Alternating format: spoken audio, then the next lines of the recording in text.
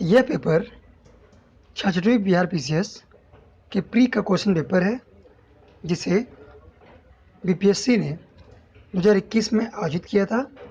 आज के सेशन में हम लोग 50 क्वेश्चन सॉल्व करेंगे और इसे आयोग के आंसर की के द्वारा पूर्णतः मिलाया गया है।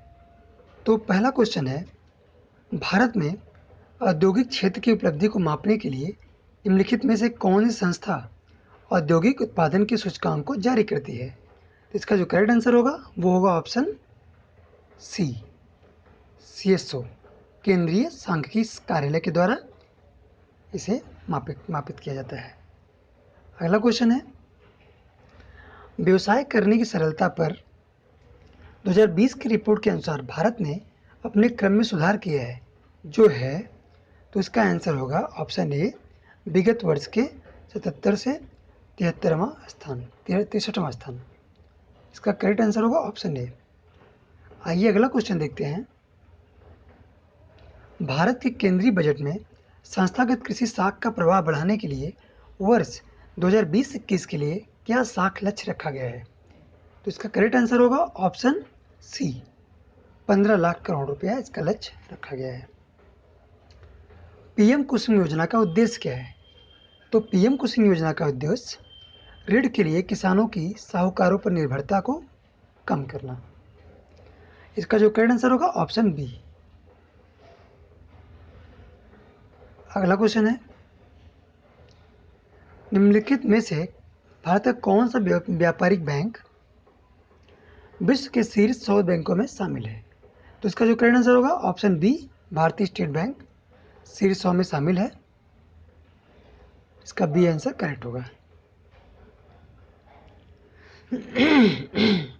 भारत सरकार ने 2020-21 के बजट में एक नई योजना निर्भीक घोषित की है। अर्थव्यवस्था का निम्न में से कौन सा क्षेत्र इस योजना से लाभान्वित होगा? तो आपको बता दें, इसका जो करेक्ट आंसर होगा वो होगा ऑप्शन डी, निर्यात क्षेत्र। निर्यात क्षेत्र को बढ़ावा देने के लिए इस योजना का विकास किया गया है। ऑप्शन डी इसका करेक्ट होगा। अगला क्वेश्चन है, बिहार सरकार ने 1 अप्रैल 2019 से सार्वजनिक वित्तीय प्रबंधन प्रणाली CFMS शुरू की है। यह प्रणाली संबंधित है। इसका जो करेक्ट आंसर होगा वो होगा ऑप्शन ए, राज्य में समस्त वित्तीय कार्यकलापों को ऑनलाइन या कागज रहित बनाया जाएगा। ऑप्शन ए इसका करेक्ट होगा।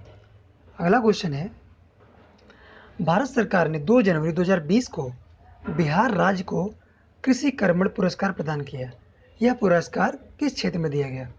तो इसका जो करेक्ट आंसर होगा ऑप्शन ए, मक्का और गेहूं के उत्पादन में वृद्धि के लिए यह पुरस्कार दिया गया। अगला क्वेश्चन है, बिहार सरकार ने अगस्त 2018 में एक नई योजना सतत जीविकोपार्जन योजना शुरू की है। इस योजना का उद्देश्य क्या है? तो इस योजना का उद्देश्य युवाओं में दक्षता की वृद्धि के लिए निःशुल्क प्रशिक्षण प्रदान करना। ऑप्शन डी इसका करेक्ट होगा। आइए अगला क्वेश्चन देखते हैं। बिहार सरकार ने 7 निश्चयों में से इनमें से कौन सा सम्मिलित नहीं है? तो बिहार सरकार ने 7 निश्चय कार्यक्रम चलाया हुआ है। पूछ रहा है कि इसमें क्या सम्मिलित नहीं है? तो ऑप्शन डी, बाल कल्याण इसमें सम्मिलित नहीं है। अगला क्वेश्चन देखते हैं। बिहार का प्रति व्यक्ति शून्य राज्य घरेलू उत्पाद स्थिर कीमतों पर देश की तुलना में कम है। 2018-19 में यह था, तो यह था राष्ट्रीय औसत का 60%। ऑप्शन बी करेक्ट होगा। भारत में खाद्य प्रबंधन का निम्न में से कौन सा एक उद्देश्य नहीं है? तो खाद्य प्रबंधन का जो उद्देश्य निम्नलिखित में से नहीं है वो है ऑप्शन डी, खाद्यान्नों का निर्यात। ऑप्शन डी करेक्ट होगा। अगला क्वेश्चन है, भारत में राजस्व घाटे से तात्पर्य क्या है? तो आप सभी को पता होगा, राजस्व व्यय और राजस्व आय का जो अंतर होता है वह राजस्व घाटे को परिभाषित करता है। ऑप्शन इसका जो होगा ई करेक्ट होगा, उपयुक्त में से कोई नहीं। वर्ष 2019-20 में निम्नलिखित में से कौन सा देश भारत का सर्वाधिक व्यापारिक भागीदार देश रहा? मतलब सबसे ज़्यादा व्यापारिक जो लाभ रहा है वह भारत का संयुक्त राज्य अमेरिका के साथ रहा है। ऑप्शन ए इसका करेक्ट होगा। चीन के साथ हमारा व्यापारिक घाटा है, तो इसलिए ऑप्शन इसका ए करेक्ट होगा। अगला क्वेश्चन देखते हैं। भारतमाला परियोजना से भारत का निम्न में से कौन सा इंफ्रास्ट्रक्चर क्षेत्र संबंधित है? तो भारतमाला जो परियोजना है वह सड़क इंफ्रास्ट्रक्चर से संबंधित है। ऑप्शन इसका सी जो होगा वो करेक्ट होगा। देखिए कई सारी परियोजनाएं चलाई जा रही हैं, समुद्रमाला परियोजना या पर्वतमाला परियोजना। तो समुद्रमाला परियोजना वह बंदरगाहों के विकास से संबंधित है, वहीं पर्वतमाला परियोजना वो रोपवे के विकास से संबंधित है। तो इसका जो करेक्ट आंसर होगा ऑप्शन सी, सड़क इंफ्रास्ट्रक्चर। आइए अगला क्वेश्चन देखते हैं। प्रसिद्ध गीत सरफरोशी की तमन्ना अब हमारे दिल में है के रचयिता कौन है? तो उपरोक्त में से कोई नहीं, इसका जो करेक्ट आंसर होगा ऑप्शन ए। अगला क्वेश्चन है, बंगाल विभाजन के प्रत्याघात के रूप में कौन सा आंदोलन शुरू हुआ था? यानी कि बंगाल विभाजन के प्रत्युत्तर में कौन सा आंदोलन शुरू किया गया था? तो इसका जो करेक्ट आंसर होगा ऑप्शन सी, स्वदेशी आंदोलन। आप सभी को पता होगा।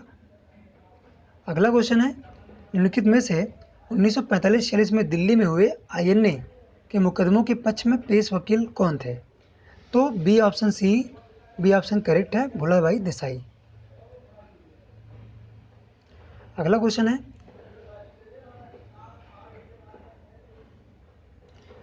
मैडम कामा ने भारत के तिरंगी स्वतंत्रता ध्वज को कहाँ फहराया था?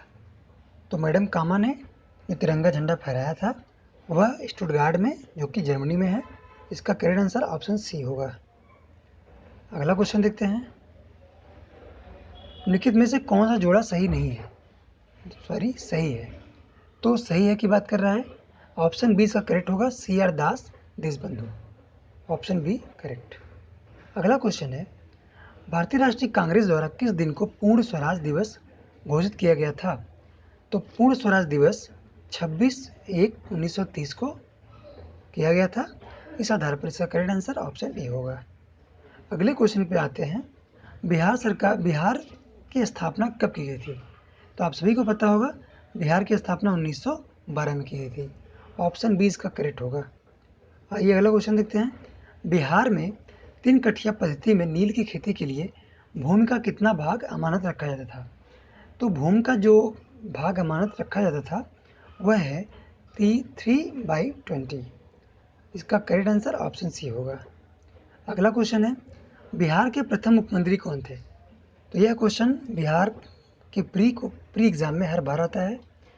इसका जो करेक्ट आंसर होगा ऑप्शन ए, श्री कृष्ण सिंह। अगला क्वेश्चन है, बिहार में कांग्रेस का प्रथम अधिवेशन कहाँ रखा गया था? तो कांग्रेस का जो प्रथम अधिवेशन था वह पटना में रखा गया था। तो इस आधार पर इसका जो करेक्ट आंसर बनेगा वो होगा ऑप्शन ए, पटना में। पटना में बिहार अधिवेशन की प्रथम जो है बैठक हुई थी। अगला क्वेश्चन है, जयप्रकाश नारायण को कौन सी उपाधि दी गई थी? तो जयप्रकाश नारायण को लोकनायक की उपाधि दी गई थी। इस क्वेश्चन का आंसर करेक्ट होगा ऑप्शन बी, लोकनायक। अगला क्वेश्चन है, निम्न में से किस कॉलेज में गांधी जी ने पढ़ाई की थी? तो गांधी जी ने पढ़ाई कहाँ की थी? इसका जो करेक्ट आंसर होगा option A, Shyamal Das college Bhavnagar. Shyamal Das college Bhavnagar में इन्होंने पढ़ाई की थी। ऑप्शन इसका करेक्ट ए होगा। अगला क्वेश्चन है, इनमें से किसने 1857 के विद्रोह में सक्रिय भाग लिया था? तो इसका जो करेक्ट आंसर होगा ऑप्शन ई, उपरोक्त में से एक से अधिक। आप सभी को पता होगा, अन्ना साहब कानपुर, बेगम हजरत महल लखनऊ। तो इस आधार पर जो है ऑप्शन ई इसका करेक्ट बनेगा। अगला क्वेश्चन है, किस अधिनियम के बारे में जवाहरलाल नेहरू ने कहा था कि हमें एक ऐसी कार दी गई थी जिसमें सब ब्रेक थे किंतु इंजन नहीं था? तो यह बात जो है जवाहरलाल नेहरू के द्वारा कहा गया था। किस अधिनियम के तहत? 1935 के अधिनियम के बारे में यह बात नेहरू जी के द्वारा कही गई थी। ऑप्शन डी इसका करेक्ट होगा। अगला क्वेश्चन है, दांडी यात्रा कितने दिन तक चली थी? तो दांडी यात्रा के चलने का जो दिन था वह लगभग 24 दिन था। 24 दिन दांडी यात्रा के चलने की दिवस थी। अगला क्वेश्चन है, हम लोग मैथ सेक्शन को सॉल्व करेंगे। मैथ सेक्शन आप सभी सॉल्व करके इसका आंसर निकाल सकते हैं। हम आपको इसका आंसर बता देते हैं। 81 का जो करेक्ट आंसर होगा ऑप्शन डी, 18। 82 का जो करेक्ट आंसर होगा ऑप्शन ए, 20। 83 का जो करेक्ट आंसर होगा option A 135 degree. Option A इसका करेक्ट है। अगला क्वेश्चन है 84, इसका जो करेक्ट आंसर बनेगा वो होगा ऑप्शन डी। अगला क्वेश्चन है दिया गया है, तो इसका जो करेक्ट आंसर होगा वो होगा ऑप्शन बी 3 और 2। अगला क्वेश्चन है 86, इसका जो करेक्ट आंसर होगा ऑप्शन डी 8।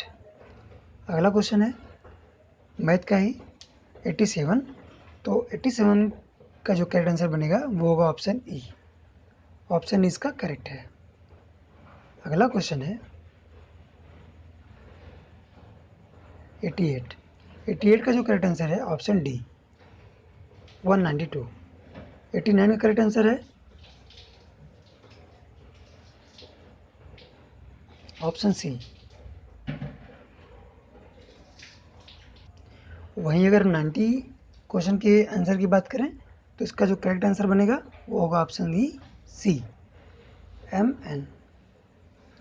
आइए अगला क्वेश्चन देखते हैं, दूध किसका घटिया स्रोत है। तो दूध जो है किसका घटिया स्रोत है, निम्नलिखित में से जो इसका करेक्ट आंसर होगा ऑप्शन ई, उपरोक्त में से किसी का नहीं या उपरोक्त में से एक से अधिक। ऑप्शन ई इसका करेक्ट है। अगला क्वेश्चन है, पुलिस द्वारा नशे में गाड़ी चलाने जाने के बाद सांस के लिए जो जांच फिल्टर पेपर प्रयोग किया जाता है, उस पेपर पर क्या प्रयोग किया जाता है। तो इसका ए ऑप्शन जो है वो करेक्ट है, पोटेशियम डाइक्रोमेट सल्फ्यूरिक अम्ल। पोटेशियम डाइक्रोमेट सल्फ्यूरिक अम्ल इसका करेक्ट आंसर है, जो कि नशे में गाड़ी चलाने वाले लोगों के सांस की जांच के लिए फिल्टर पेपर पर इसका प्रयोग किया जाता है। ऑप्शन ए इसका करेक्ट होगा। अगला क्वेश्चन है, ग्लूकोज को एथिल अल्कोहल में किस एंजाइम द्वारा बदल दिया जाता है। तो ग्लूकोज को एथिल अल्कोहल में किस एंजाइम द्वारा बदला जाता है, इसका जो करेक्ट आंसर होगा ऑप्शन सी जाइमेज द्वारा। आइए अगला क्वेश्चन देखते हैं, चूने का पानी किसके द्वारा दूधिया हो जाता है। तो चूने का पानी जो है वह O2 के द्वारा दूधिया हो जाता है। ऑप्शन सी इसका करेक्ट है। अगला क्वेश्चन है, पेट्रोल तथा डीजल के अधूरे जलने से उत्पन्न होती है। तो पेट्रोल तथा डीजल के अधूरे जलने से उत्पन्न होती है में से एक से अधिक। इसका जो करेक्ट आंसर होगा ऑप्शन ई। आइए अगला क्वेश्चन देखते हैं, एक घोल का pH 3 से 6 बदलता है, इसमें H+ आयन की सांद्रता क्या होगी। तो इसकी जो सांद्रता है वो 3 गुना कम हो जाएगी। ऑप्शन बी इसका करेक्ट है। अगला क्वेश्चन है, रेत और नेफ्थलीन के मिश्रण को किसके द्वारा अलग किया जा सकता है। तो रेत और नेफ्थलीन के मिश्रण को ऊर्ध्वपातन प्रक्रिया के द्वारा यानी कि सब्लिमेशन के द्वारा इसको अलग किया जा सकता है। ऑप्शन ए इसका करेक्ट होगा। अगले क्वेश्चन पर बात करते हैं, बेंजीन में सिग्मा और पाई बंध की संख्या होती है। तो बेंजीन में सिग्मा और पाई बंध की जो संख्या होती है वो होती है 12 और 3।